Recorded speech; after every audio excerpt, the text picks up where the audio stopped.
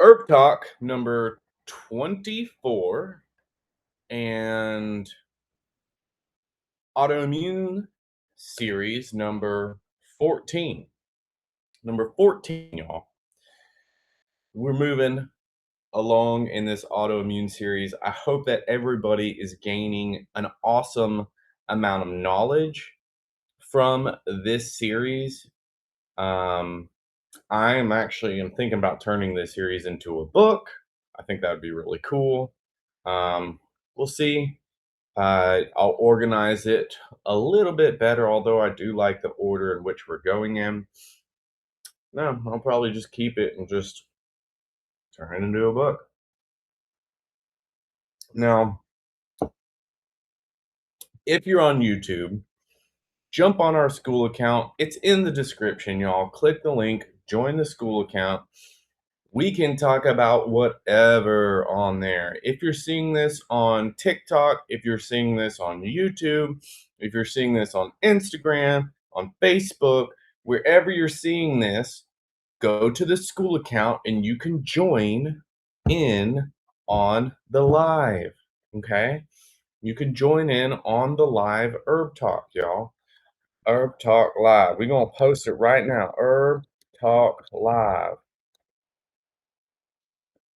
Join us. Oh. Here we go. Join us. And send it.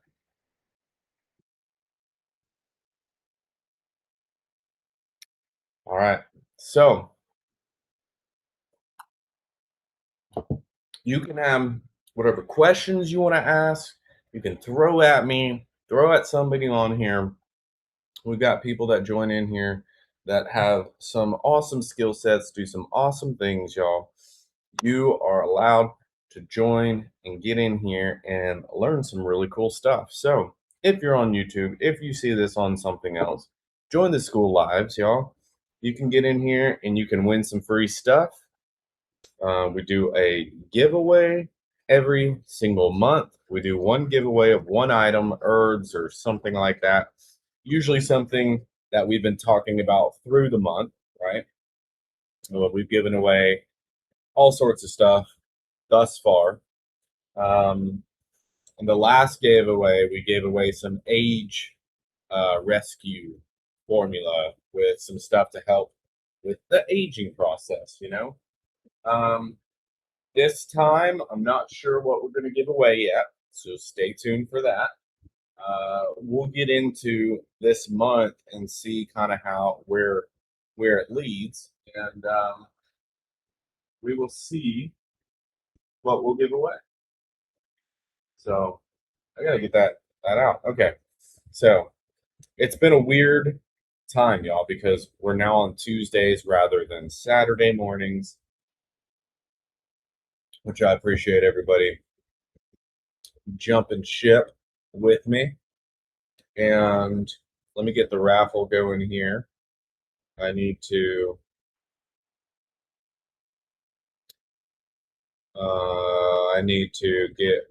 undo everybody's entries. I need to take everybody's entries out, and then I will enter people in. So Sarah, you're in. All right, so let me make sure. All right, so yeah, join in. If you're seeing this on YouTube, join in. It's a lot of fun. You get to ask questions. There's people on here that know different things than I do, so you can ask them questions. It's just a big fun time. We get to converse about health and great things.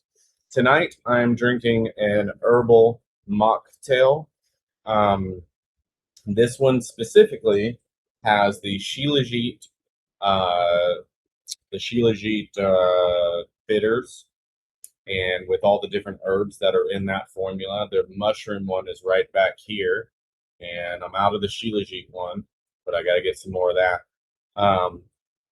But it's awesome. I mean, it's really good stuff.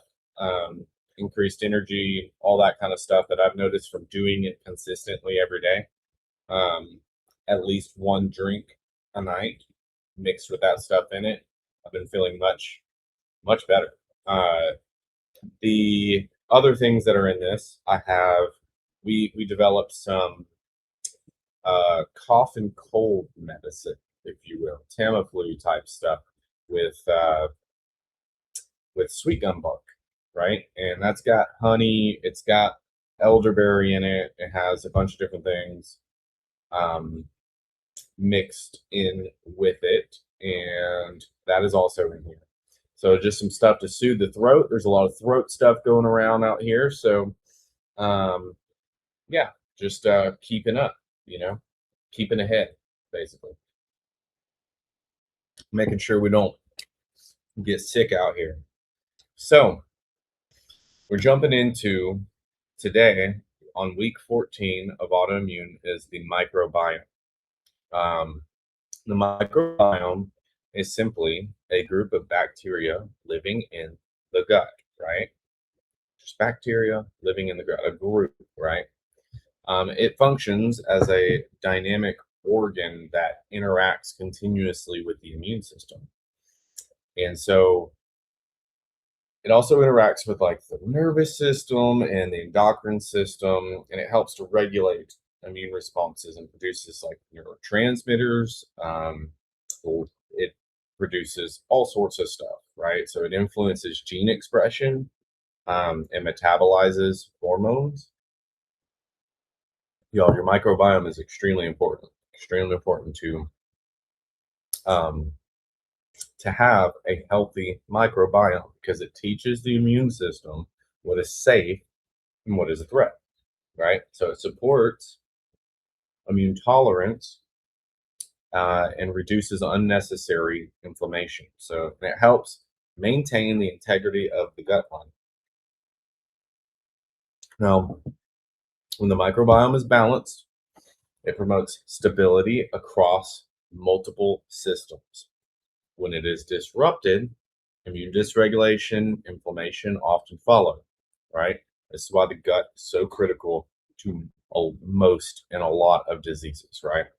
So, two of the most well-known groups of bacteria are lactobacillus and bifidobacteria, right? So these strains are commonly used in probiotic formulations and they play a key role in maintaining gut health. Now, lactobacillus is uh, a species that it helps maintain an acidic environment in the gut, which inhibits growth of harmful bacteria. They also support um, digestion and can influence immune signaling.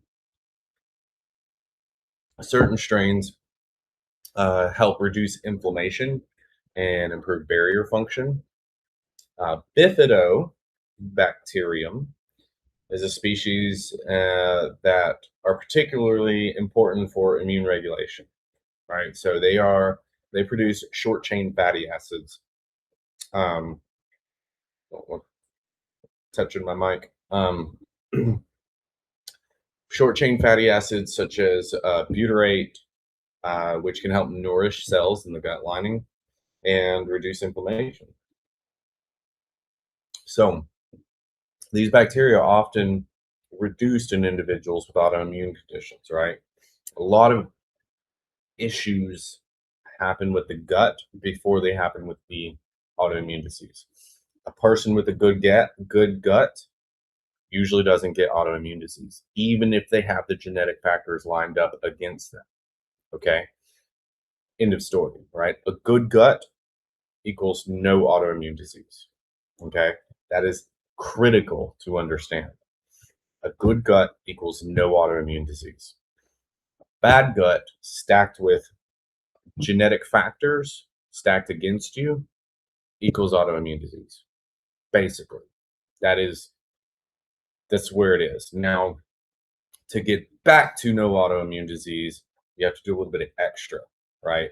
Um, and it's still super forgiving. Like your system's super forgiving still. But as long as you do that extra, and it really isn't extra, it's just returning to the simple life of real food, real life, right? We all live in this matrix. I was just talking to somebody today about this matrix that we live in, right? It is this artificial world, and it is built to break us down and to kill us, literally. End of story. That is it. Um, it's not built to sustain us. That's for dang sure. It's built to give us comfort, not health, right? The disease is the active pursuit of comfort. Okay, that is the definition of disease in my mind. Let's move on. Um, Akkermansia is a specialized bacterium that plays a unique role in maintaining the gut lining. So it feeds on the mucus layer of the gut in a controlled way, though, right? Which actually stimulates the body to continuously regenerate that layer, or that layer. You need to regenerate that layer, and like we talked about before in the previous gut health herb talks, that layer 3 days fully regenerates, right? So this process helps maintain a strong and resilient gut barrier. Higher levels of Akkermansia are associated with improved metabolic health, reduced inflammation, and a better gut integrity. So when levels are low, mucus layer can become thinner, making the gut more vulnerable to irritation and increased permeability. Now, you might be saying, well, aren't there other things that do that as well? And it's yes, right? So we talked about toxins and all sorts of things that will make, thin your gut lining and make it more permeable for like leaky gut and all that. So it's not one or the other. All these things simultaneously happen because of the environment that you produce in your gut, right? Toxicity, medications, antibiotics, those sort of things hurt your gut, right? They hurt these bacteria. They actually directly affect the gut barrier. So all of these things are usually happening at once in a sequence of events. It's not something that, it's just one thing or another. So let me just throw this bacteria at it, right? Everything's good. No, that's not how it works. Um, you have to get rid of the irritants, the things that are killing bacteria, the things that are hurting and irritating your gut line, right? So I don't know how to say this one except like fecalibacterium, fecal fecalibacterium, prosnitzi. It's not Nazi, I swear. It just sounds weird. Prosnitzi. Um, is one of the most important anti-inflammatory bacteria in the gut, right? So remember that name. You got to remember that. I'm just kidding. It's made is a major producer of butyrate, right? A short chain fatty acid that fuels intestinal cells and supports the repair of the gut lining. So butyrate also has a strong anti-inflammatory effect. It helps to regulate immune responses and reduce the production of pro-inflammatory cytokines. Um, Low levels, this is so good. Low levels of this bacterium are commonly observed in conditions such as inflammatory bowel disease and other autoimmune disorders, right? These are things that are common with autoimmune disorders that are going on in the gut, right? Several factors can disrupt the microbiome and contribute to dysbiosis. Antibiotics, we named that one, um, are one of the most significant disruptors, right? So while they are sometimes necessary, and I struggle with sometimes necessary, maybe, right? Maybe they're sometimes necessary. Um, if we're not doing the right things, then yes, they aren't necessary. But if we're doing the right things, we tend to not really ever need an antibiotic, right? So, but we're human, we make mistakes, and that's what these things are for, right? So, yes, it's great that we have them. We should not be using them every instance or every sniffle that we have, right? It's ridiculous how we use them. We basically, doctors basically made us believe that our bodies can't heal nothing, right? Can't heal nothing, antibiotic. Can't heal nothing, antibiotic. Like, what? How do we make it so far without modern medicine? I have no idea. It's amazing. It's a miracle within itself. So, antibiotics, huge disruptors, sometimes necessary when we're not doing the right things, right? But they do not distinguish between harmful and beneficial bacteria. So they kill everything, right? Which leads to a reduction in microbial diversity and allows opportunistic organisms to overgrow. Not a good thing.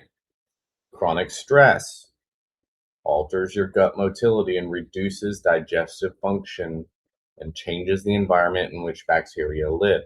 This can shift the balance of the microbiome to promote the growth of less beneficial species.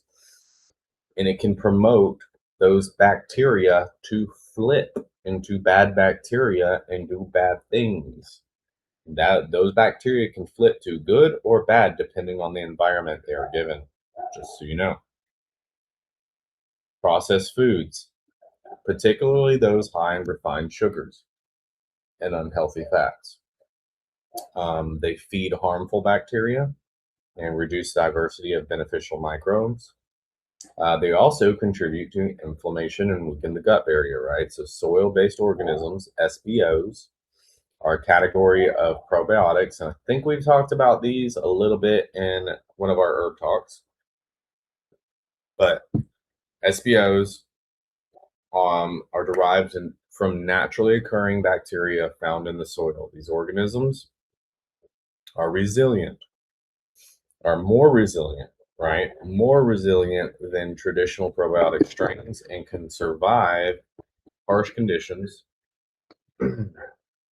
such as stomach acid, right? Which is pretty impressive, right? Because stomach acid kills just about anything, right? So SBOs may help reintroduce microbial diversity and support balance in the gut ecosystem. They're often used as an alternative or complement to traditional probiotics, particularly in individuals who do not respond well to the standard lactobacillus or bifidobacterium, right? So together, these components highlight importance of the microbiome as a central regulator of immune function. So supporting beneficial bacteria and restoring diversity and reducing factors that disrupt the microbiome are essential steps in maintaining gut integrity and regulating your immune activity, right? So, prebiotic foods and herbs provide the fuel that gut bacteria need to grow and reproduce. We're getting into the herbs of the week here. Um, to grow and to reproduce and to carry out their functions, right? So, unlike probiotics, which introduce bacteria into the system, it is bacteria, it's your good microbiome. Uh, Prebiotics are the food, right? It nourishes the bacteria that are already present. So this is essential for building a stable and resilient microbiome. So some of the herbs of the week are Jerusalem artichoke and chicory root are among the richest sources of inulin. Agave nectar is really rich in inulin as well, which is why I choose agave nectar. Agave nectar has fructose in it, but it is with the inulin fiber. Fructose is the natural sugar from fruit, right? And it goes to the liver and is processed that way versus other processes that can take place that spike your blood sugar super high. So it's actually It doesn't spike your blood sugar, which is nice. And then inulin feeds your probiotics as well. Now, when these bacteria ferment inulin, they produce short chain fatty acids like butyrate, right? Which is awesome. Butyrate supports the health of the intestinal lining, reduces inflammation, helps regulate immune function. So, a regular take of inulin rich foods can significantly improve your microbial balance and gut integrity. Dandelion root also provides prebiotic fibers while supporting liver function too. So, its fiber content feeds beneficial bacteria, while its bitter compounds stimulate bile production and digestion. This dual action supports both the microbiome and detoxification pathways, which are closely connected to the immune regulation and inflammation control. Garlic and onion contain fructo oligosaccharides. Gosh dang, I don't know why I couldn't say that one. It just caught my tongue. Fructo oligosaccharides. I can usually say all the sugars. The sugars are usually pretty easy. Fructo oligosaccharides, or FOS, right? For short. Another type of prebiotic, right? So FOS selectively feeds beneficial bacteria and helps suppress the growth of harmful microbes. So, in addition to their prebiotic effects, garlic and onion have antimicrobial and anti-inflammatory properties, making them particularly useful in improving microbial balance in the gut. I love garlic and onion. I use it on everything, pretty much.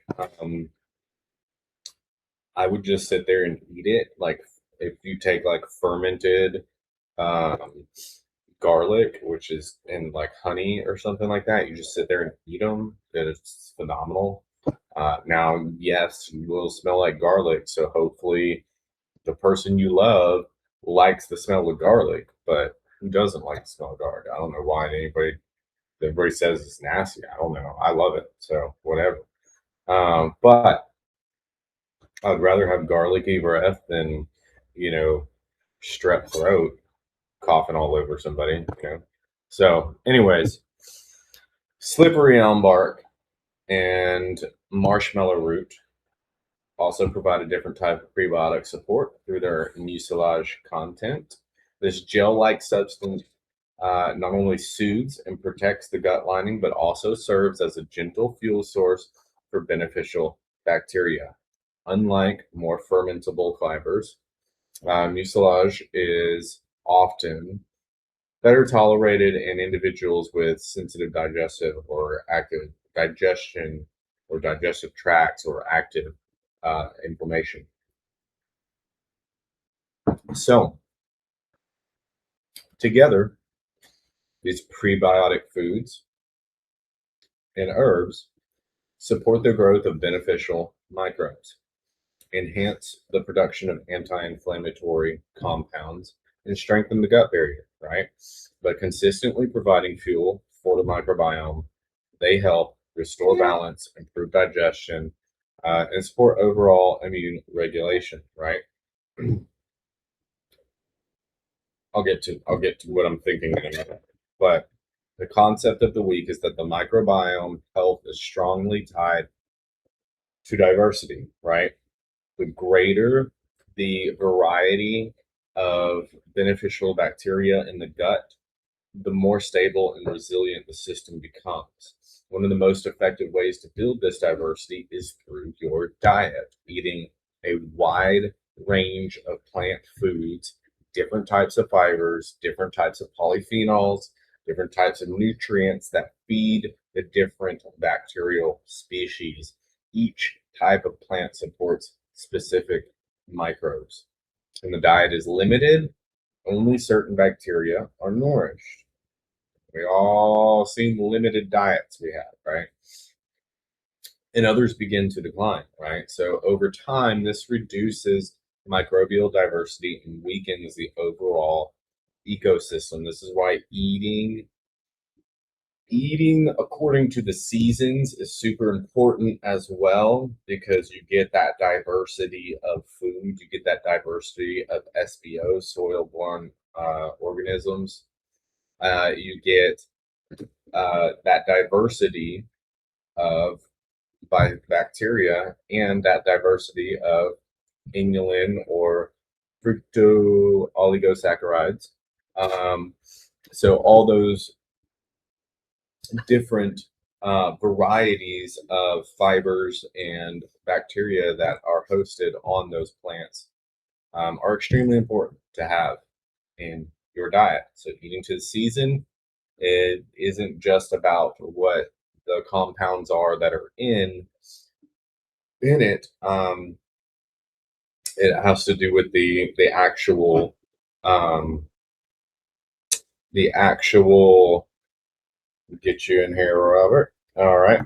But it also has to do with the actual bacteria that are on the fruits and vegetables. Um, as long as you're getting organic, right, and you're not strict, pulling your vegetables in your herbs and your spices, your legumes, your grains, and all those different things. Vegetables, if I didn't say that, but as long as you're not pulling or getting those things um, from conventional sources, they're going to have those organisms on there. They're going to have those probiotics, and as long as you're getting a variety, and I tell people eat to season, you will get those different compounds that feed those different organisms as well. And throughout the year, you'll have, better of one than the other as you eat to the season. And I guarantee um, they're going to fight different things and they're going to help in different ways according to the season, produce different compounds, neurotransmitters, all those things in your gut, and which is going to, in that season, help you be healthier in that season, right? Eating watermelon in the winter is probably not the best thing, right? I can go through a list of reasons as to why. But eating it in the dead of summer when it's the ripest and the best, there's a ton of reasons why, right? This is just another reason to add to that. So, each category of these vegetables, spices, herbs, legumes, nuts, grains contributes to different compounds that support the microbial growth and activity, right? So, some other examples. Leafy greens provide different fibers than root vegetables, right? So, and herbs and spices contribute unique polyphenols that influence microbial balance. Polyphenols in particular act as both antioxidants and microbial regulators, right? So they help suppress harmful bacteria while encouraging the growth of beneficial species. So this creates a more balanced and less inflammatory gut environment. A diverse microbiome produces wider range of beneficial metabolites, including the short-chain fatty acids like butyrate. These compounds support the gut lining, reduce inflammation, and help regulate immune responses. The lack thereof, right, the lack of diversity, on the other hand, is associated with dysbiosis, increased intestinal permeability, oh man, and greater susceptibility to inflammation and autoimmune conditions. So, practically, this approach involves rotating these foods regularly rather than regularly. Why do I have the la? I can't get those out today. So, involves rotating those foods regularly rather than eating the same meal every day, right? By adding new vegetables, trying new, fruits, incorporating a variety of herbs and spices, involving, different sources of plant-based fiber, all contribute to this diversity, right? Now, this strategy supports the microbiome in a natural way without relying solely on supplementation, right? Which can be very helpful at times. But by consistently providing a wide range of plant inputs, the gut ecosystem becomes more adaptable, more resilient, and better able to regulate immune function, right? So, um, and better able to regulate it over time, especially. But like I said, eating to the season, eating your vegetables, eating your fruits, eating those things to the season. First of all, you're not going to eat too much, right? You're going to go to a farmer's market, you're going to go somewhere, or you're going to grow it yourself and get it from those type of sources rather than going to a grocery store where all of those things are usually killed off in the processes that proceed. So even USDA organic foods, a lot of times, fruits especially, when traveling across borders, they'll send it through a UV treatment, a light treatment. Even some foods are bleach, even if they're organic. So just be aware that they may not have the same life that you want them to have, even if they're organic, if you get them in a grocery store, right? Now, I have had good experience with fermenting vegetables that are organic from a supermarket or some sort of grocery store, which means that they either had prebiotic or probiotics on them or they got caught up somewhere in the air in the process. But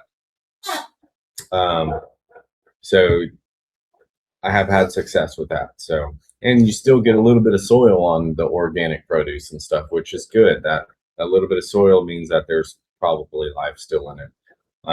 Just wash the soil off, the dirt, and then you can make things like sauerkraut, fermented vegetables, all those sort of things that increase the probiotics in it for your gut. So, yeah, that's it for today. Specifically talking about microbiome. Is there any question? That was actually a pretty quick one. Went through that fast.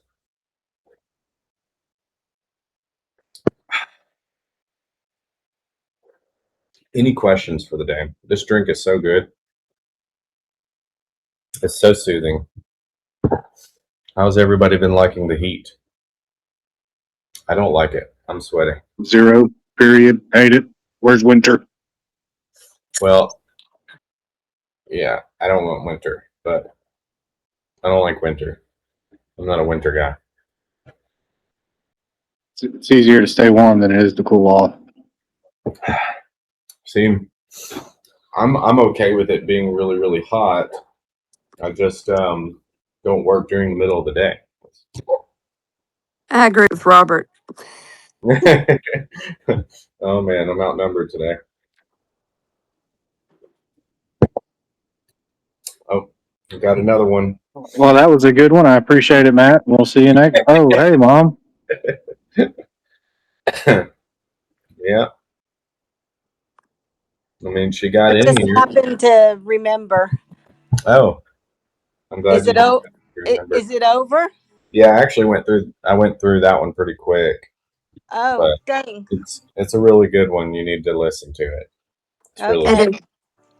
I was trying to get in here, but I had hamburger all over my hands trying to form patties and stuff. So you missed it too? Not all of it. Okay. I'm sorry. I We're was just talking- happened to look down at Pops's phone and saw a reminder, and I was like, "Oh crap!" Yeah, And you're he's good. upstairs playing with Charlie. So We went through all the different, or not all, but a lot of the different bacteria and basically talked about the microbiome, what some of the different bacteria do in the gut, and what causes them to be irritated or disrupted, and like antibiotics and chronic stress and all that stuff. But Yeah, that sounds like a really good one. And I'm just hate I missed it. Looks like a lot of people can't get used to the Tuesday night thing.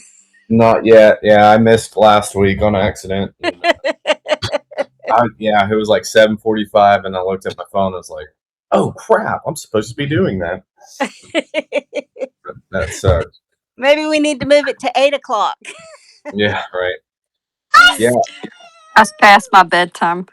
yeah. It's about my bedtime. About 8:30, I get in there. I was going to tell you, Matt, that marshmallow mix blend that you gave me is good. Oh, awesome. I'm glad. Yeah, I like I've it. been mixing it with the tea. Oh, good. Yeah, perfect. 2 in 1. There you go. Yeah, yeah. Yeah, see those can be mixed together, but I wouldn't mix it with like coffee, right? So coffee is No, yuck. really acidic, um and coffee will stimulate your digestive system to move everything out quick, whereas you want it to sit and in there and get on the gut lining and stuff. So Is that the one that I have? yeah, And I do mix it with my coffee. yeah, I know. You told me Kitty, that. Kitty, you need to get some of that tea It blend and mix really, it. it actually tastes good in my coffee. Yeah, it probably does. I mean, I forget to take it otherwise. It's the only way I can remember to take it is if I put it in my coffee. but I've had it for a couple months and I keep forgetting about it unless I put it in my coffee. well, if you put it in, if that's the only way you're going to take it, that's better than nothing. It's just not optimal, right? So Because we're I'm just pretty much just passing it right through my body and it's not doing what it needs to do, right? I mean, I wouldn't say all of it's passing through, but yeah, it's pushing it through a little faster than you want it to go, right? You want it to sit in there with basically nothing for a little bit, right? That way it has time to coat your lining. Um, Extreme bitters and extreme acids usually tint your intestinal tract, and so it usually pushes things through. That's why you have those um, regulated bowel movements with coffee and stuff like that, because it's super bitter and super acidic. Yeah, Uh, that magnesium you take at night. yeah, that's different though. That magnesium draws moisture into the colon, so that's how that works. You just got to be careful with taking it as a laxative. If you do it for too long, um, you can have some issues there. But because then you're reliant on it to draw moisture. I take So more of the magnesium complex that yeah, has a not that has a variety of magnesium in it for women. Because yeah, after a hysterectomy, I read that you really need a complex and need more different types of magnesium. yeah, So that's what I looked into and I started taking. Also, it helps me rest because I don't sleep well at night, so it does help me rest. The only time I do have another magnesium that's just the whatever it is, but anyhow, but the kind that actually helps you, then that's really strong, and I'll take that if I get like after I had surgery and stuff to help me get back on track because of anesthesia and stuff will cause problems. yeah, yeah. And the different kinds of magnesiums are absorbed differently and kind of used differently in the body, and so, or at least they're more prone to different areas of the body because of what they're attached to, right? So, you have like the citrates and the malates, and so they're different acids and different sulfates and oxides and all that stuff, all the different uh, things that they're attached to. So they'll tend to um, gravitate towards different areas and be used for different things because of that different attachment. So it is good to have a complex of magnesium if you're Yeah, going to. this complex has 8 different varieties Yeah, in it. yeah, that's good. That's good. Magnesium is really, really good to have. It's something we should naturally be able to get enough of, but it's it's hard to do, at least in our current um, state of eating, but yeah, it's good stuff. Yeah, Lane's not on here, which is surprising.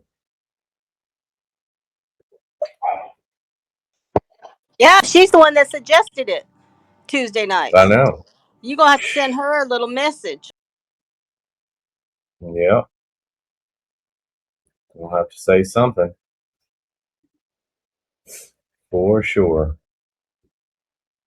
All right, y'all have a good night. All righty. You too. Sorry I missed it. Bye. No more questions? I guess not. It's just you and me. We will. I got to get that thing from you that I won last week. Yeah, it's sitting right. I just noticed it. I'm like, I thought I gave that to her. I guess not. It's been crazy this last couple of weeks, but I know. I should have reminded you to bring it to Saturday night. I've got these weird watermelon piggy bank things for you as well. Yeah. So There's there she is. We were talking about how you missed it. Y'all, I was deep into some Spanish novellas. I finished the whole season in one day. Anyways, I'm here. We're done. We're just about shut down. I just I'll got have to on go too. back and watch it. Darn. Yeah, it's pretty good. It's we talked about the microbiome, different bacteria, what they do, where you get them from, how you get them, how you should get them, different seasonal foods and such, all that good stuff. There's good stuff tonight. Next week's going to be fun. Let me make sure I'm correct about this because I think it's where we start. If I'm not mistaken, it is where we start actually going through the specific autoimmune diseases. So, and I think the first one is rheumatoid arthritis. Yep. Ooh, I need to listen to that one because mine are flared up. I've been in We're pain. gonna talk about something that sounds. Is it going to be Tuesday night again? Yes, Tuesday nights at 7. Okay, I'm gonna put an alarm. There you go. Yeah, girl, you better. You're the one that suggested Tuesday nights. Yeah, so we'll actually get into specifics about it, specific herbs to take for that specific condition, right? And Thunder God Vine is one of the coolest sounding herbs that I've been talking about for, 13 years for specific autoimmune conditions. It's super awesome. So we're going to talk about that one a little bit too. But all righty. Well, you made it on the drawing lane. So. Oh, cool. Just in time to say goodbye. Are you going to post this tonight or tomorrow? Yeah, right after this, I'm gonna post it. I got time, so. Okay, good. Thank you. All right, y'all. Good night.